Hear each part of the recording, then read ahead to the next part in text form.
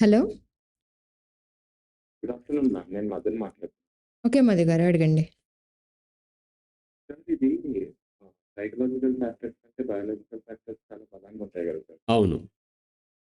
మరి అయితే ఈ ఏది విషయంలో బయోలాజికల్ ఫ్యాక్టర్స్ కంటే సైకలాజికల్ ఫ్యాక్టర్స్ ఎక్కువ డామినేట్ చేస్తాయి సార్? ఒకసారి మళ్ళీ గట్టిగా చెప్పండి. కొంచెం గట్టిగా చెప్పండి. సార్ వినపడుతుందా సార్? వినిపిస్తుంది, చెప్పండి.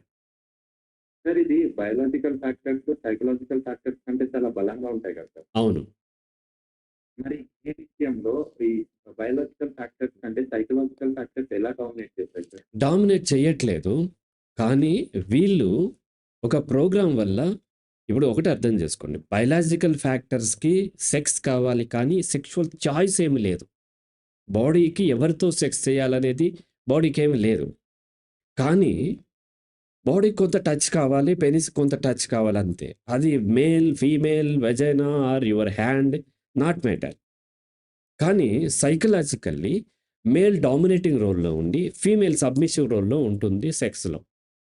గే విషయంలో ఏమవుద్దంటే, తను పెరిగిన వాతావరణంలో ఈ ఆ హాస్టల్స్‌లోనో ఎక్కడో వేరే వాళ్ళు కొన్నిసార్లు డామినేట్ చేసినప్పుడు, తను తిరగబడి కొట్లాడలేనప్పుడు ఏమవుతుంది అనంటే, తను సబ్మిసివ్‌గా ఉంటేనే ఇంకా బెటర్ లైఫ్ వస్తుంది అన్నప్పుడు వాళ్ళు సబ్మిసివ్‌గా ఉండి ఇష్టపడి, తనని ఎవరో కేర్ తీసుకోవాలి అని కోరుకుంటూ ఉంటారు. ఆ క్రమంలో వాళ్ళు సబ్మిసివ్‌గా ఉండి సెక్షువల్ ప్లెజర్ పొందాలని చూస్తారు. ఇప్పుడు గే వేరే వాళ్ళకి ప్లెజర్ ఇచ్చేది ఎందుకు అనంటే, వాళ్ళ యొక్క ప్రేమ పొందటానికి ఎట్లాగైతే ఫీమేల్ ఎట్లా ఇస్తుందో అట్లా. అంతే తప్ప వాళ్ళ నుంచి ఉండటం అది బయలాజికల్ నీడ్ కాదు. మానసికంగానే ఉంటుంది. బయలాజికల్‌గా వీళ్ళకి పెనిస్ టచ్ కావాలి కాబట్టి వేరే మార్గంలో వాళ్ళు ఎరెక్ట్ అవుతూ ఉంటారు. సెక్షువల్ డిజైర్ తీర్చుకుంటూ ఉంటారు. కేవలం వాళ్ళు సెక్షువల్ డిజైర్ వేరే వాళ్ళకి శరీరం ప్రొవైడ్ చేయటం వల్ల వాళ్ళకి తీరట్లేదు.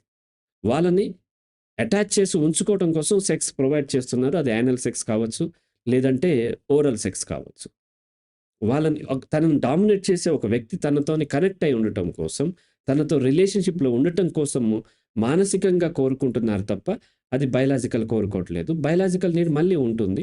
దాన్ని వేరే వేలో వాళ్ళు సాటిస్ఫై చేసుకుంటూ ఉండొచ్చు. అందుకని బైసెక్షువల్ కూడా ఉంటారు.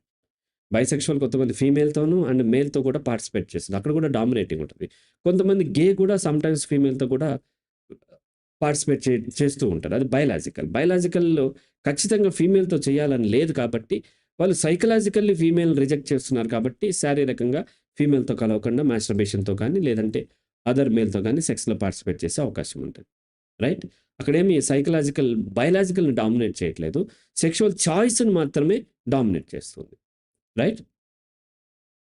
Okay sir. సార్ ఇంకోటేంటంటే సార్, హరిరామ్ అనే యూట్యూబ్ ఛానెల్‌లో గత 6 ఇయర్స్ బ్యాక్ మీరు ఆన్సర్ చేసిన క్వెషన్స్‌కి గాని కొంచెం ఎక్కువ స్మైల్ ఇచ్చేవారు.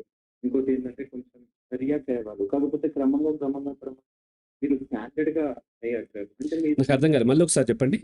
అయ్యారా? మళ్ళీ రిపీట్ చేయండి. అంటే ఒక 6, 7 ఇయర్స్ బ్యాక్ హరిరాఘవ్ అనే యూట్యూబ్ ఛానెల్ ఉంది కదా! అవును.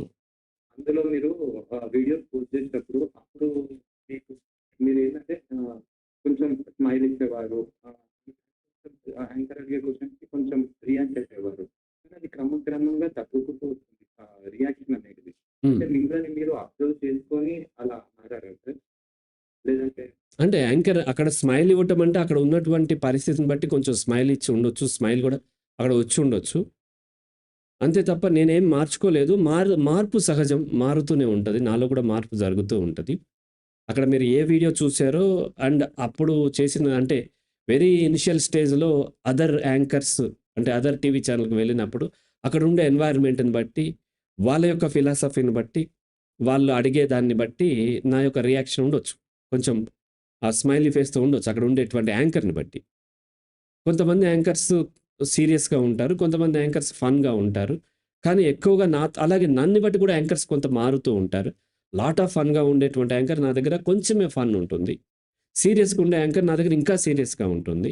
అలాగే నేను కూడా చాలా సీరియస్‌గా ఉండేవాడిని. నా పర్సనాలిటీ అది కాబట్టి, ఆ ఫన్‌గా ఉండేటువంటి అమ్మాయి దగ్గర కొంచెం నేను స్మైలీగా ఉండి కూడా ఉండొచ్చు. కానీ నేనేమి మార్చుకునే ప్రయత్నం చేయలేదు.